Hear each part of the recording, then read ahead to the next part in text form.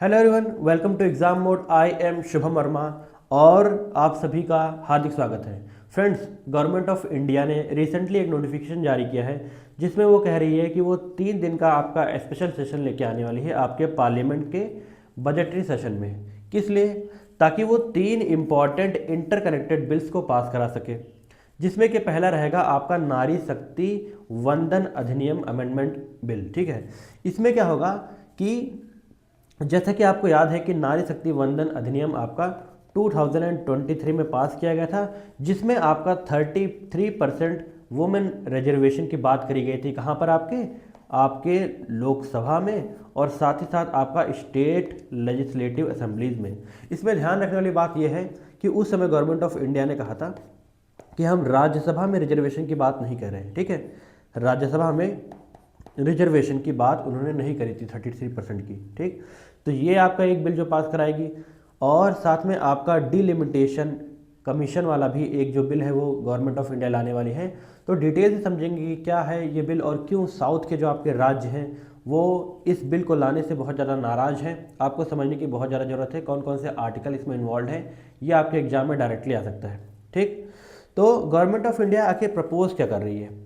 Government of India इसमें propose कर रही है, पहला चीज़ आपको इसमें यह याद रखना है कि जो नारी शक्ति वंदन अधिनियम है, ठीक है, उसमें गवर्नमेंट ऑफ इंडिया ने ये कहा था कि 33% रिजर्वेशन जो आपका होगा ये होगा आपके 2027 का जो आपका सेंसस होगा उसके जो रिजल्ट्स आएंगे उसके आधार पर हम लोग इस रिजर्वेशन में कहाँ कहाँ अप्लाई करना है, कहाँ कहाँ डिलिमिटेशन करके आपके कौन कौन सी सीटें बढ़ानी है, उसके बाद हम लोग तय करेंगे। लेकिन अब गवर्नमेंट ऑफ इंडिया ने ये कहा है कि हम ये बिल जो प्रपोज कर रहे हैं उसमें हम लोग अपने जो नेक्स्ट सेंसस है, मतलब कि 2027 सेंसस की डेटा का वेट नहीं करेंगे, क्योंकि इसकी वजह से आपकी इम्प्लीमेंटेशन में बहुत ज़्यादा देरी हो रही है इस पर्टिकुलर एक्ट को। किसको? नारी शक्ति वंदन अधिनियम को। ठीक है, तो अब क्या होगा, अब 2011 सेंसस का जो डाटा था उसके बेसिस पे ये रिजर्वेशन आपके कहाँ कहाँ पर अप्लाई होना है ये गवर्नमेंट ऑफ इंडिया पार्लियामेंट के ऊपर छोड़ती है कि यह कैसे करना है, ये पार्लियामेंट तय करेगी। ठीक है, हम 2027 के डेटा का वेट नहीं करेंगे। ठीक, इससे पहले आपका डीलिमिटेशन कितनी बार हो चुका है? डीलिमिटेशन इससे पहले आपका 4 बार हो चुका है। ठीक है, ये दिमाग में रखना है। और रिसेंट में आपका 2002 में किया गया था, जिसके वजह से क्या हुआ था कि आपकी जो सीटें थी, ठीक है, टोटल लोकसभा की सीटें थी वो 2026 तक फ्रीज कर दी गई थी। ठीक है, 2026 तक फ्रीज कर दी गई थी। लेकिन अब गवर्नमेंट ऑफ इंडिया ने कहा है कि डीलिमिटेशन कमीशन का हम गठन करेंगे, लेकिन उसके डेटा का वेट किए बिना हम लोग आपके नारी शक्ति वंदन अधिनियम को लागू कर देंगे।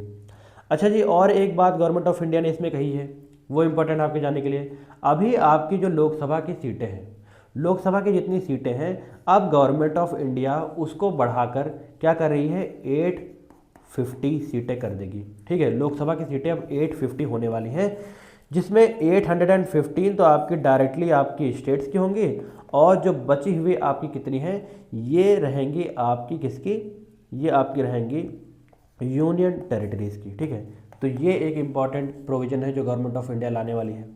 इसमें गवर्नमेंट ने अपनी पार्टी को, यानी कि बीजेपी ने अपनी पार्टी को क्या कहा है कि वो 3 लाइन व्हिप उसने जारी करी है। तो 3 लाइन व्हिप भी आपके लिए इंपॉर्टेंट हो जाता है, वो भी आप पढ़ लीजिएगा।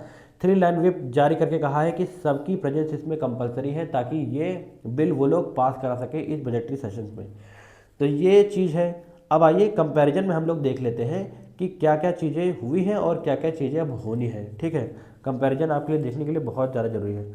लोकसभा का साइज जो कि आर्टिकल नंबर 81 में डिसाइड किया जाता था, ये पहले आपका मैक्सिमम 550 था, जिसमें कि आपका क्या था 530 स्टेट्स के लिए थी और 20 आपके लिए यूटीज़ के लिए थी। ठीक है, ये आपका law constitution and acts 1963 and 2002 के अंडर में था। अब प्रपोज जो बिल है अमेंडमेंट का, उसमें मैक्सिमम आपकी 850 सीटें हो जाएंगी, 815 स्टेट्स के लिए और 35 यूटीज़ के लिए, याद रखना है। डिलिमिटेशन जिसने आपकी फ्रीज कर दी गई थी सीटों को लोकसभा की, ठीक है, वो आपके ये देखिए 2026 सेंसस तक फ्रीज कर दी गई थी, 2001 में जो आपका आया था।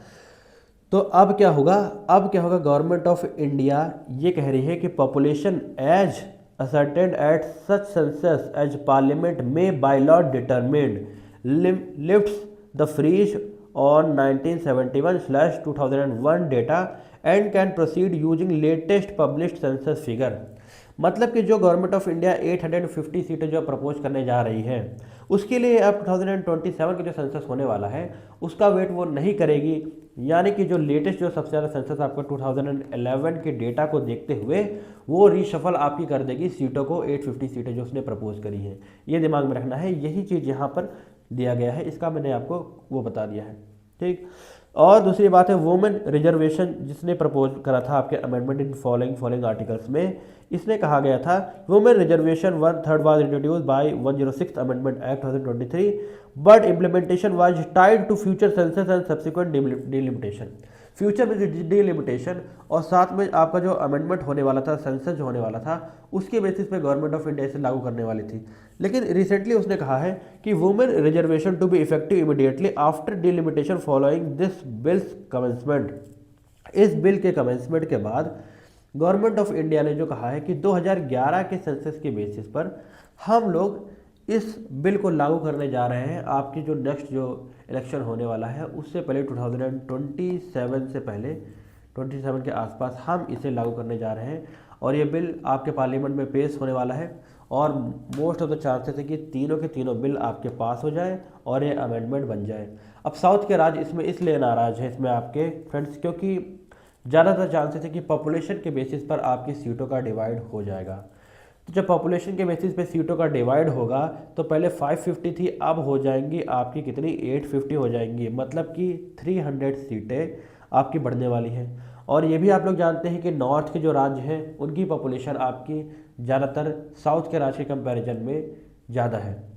इसका मतलब कि मेजर चंक जो आपका सीटों का है वो नॉर्थ में आपके डिवाइड होने वाला है। जब नॉर्थ में डिवाइड होगा तो साउथ के राज्य की जो सेइंग है, मतलब उनकी जो बातें रखने का जो पैरामीटर है वो कुछ हद तक अब उसमें परसेंटेज में गिरावट आई, क्योंकि साउथ के राज्य की सीटें ऑटोमेटिकली अब परसेंटेज में कम हो जाएंगी as comparison to north India. इसका मतलब है उनको ये डर बना हुआ है कि नॉर्थ के राज्यों की अब ज़्यादा कही जाएगी पार्लियामेंट में, तो ये चीज़ उनके अंदर डर बना हुआ है, इसीलिए वो लोग विरोध कर रहे हैं, ठीक है। तो ये चीज़ फिलहाल तो राजनीति की साइड की है, ये आपको नहीं याद रखना है। मेन चीज़ें आपको याद रखिए कि कौन कौन से आर्टिकल में अमेंडमेंट किया जाएगा और कौन कौन से प्रपोजल्स आप रखे जाएंगे, डीलिमिटेशन कमीशन कितनी बार गठित हुआ है और डीलिमिटेशन कमीशन जितनी बार हुआ है उनके चेयरमैन कौन कौन थे, 4 बार हुआ, चारों के बार के चेयरमैन आपको याद रखने हैं। ये सारी चीज़ें आपको याद रखनी है। तो ये करंट का सिनेरियो था जो मेरे को लगा कि आपको बताना बहुत ज़्यादा जरूरी है आपकी एग्जामिनेशन के लिए।